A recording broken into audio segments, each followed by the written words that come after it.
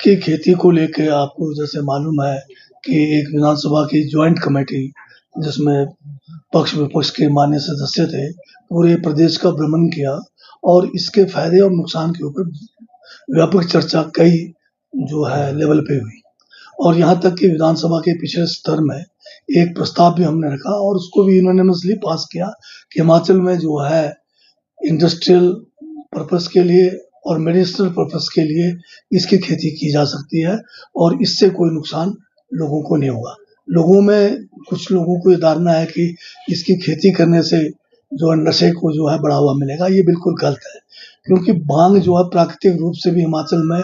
बहुत बड़े पैमाने पे उग रही है। तो उसको कुछ समय में बीच में देखते हैं कि थोड़े से कोई अभियान चलता है कि इसको उखाड़ के फेंकने के लिए, पर वो 1% का भी नहीं है। और जो भांग की खेती की जाएगी वो 2 किस्म की होगी। एक तो होगी आपके इंडस्ट्रियल पर्पस के लिए, औद्योगिक पर्पस के लिए, जिसमें कपड़े बनेंगे, आपके बहुत सारे दवाइयाँ बनेगी, सीबीडी ऑयल बनेगी और न्यूट्रिशियस जो है खाने के वस्तु उसमें तैयार होंगे। तो ये जो है बिना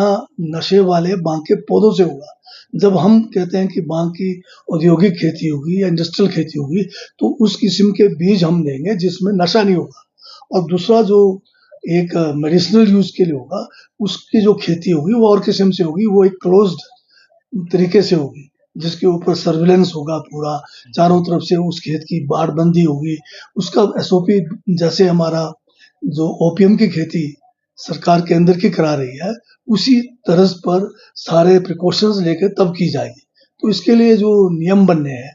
क्योंकि जो एनडीपीएस एक्ट में स्टेट्स को पावर दिया गया है कि इंडस्ट्रियल यूज़ के लिए और मेडिसिनल यूज़ के लिए हम अपने कानून बना सकते हैं, उसको लागू कर सकते हैं। तो हम जो नियम बना रहे हैं, उसके ऊपर आज एक चर्चा विस्तृत हुई, जिसमें एक्साइज़ डिपार्टमेंट का, रेवेन्यू डिपार्टमेंट का, हमारे जो दूसरे और डिपार्टमेंट जो इसमें जो जो जिनको आगे काम करना है, एक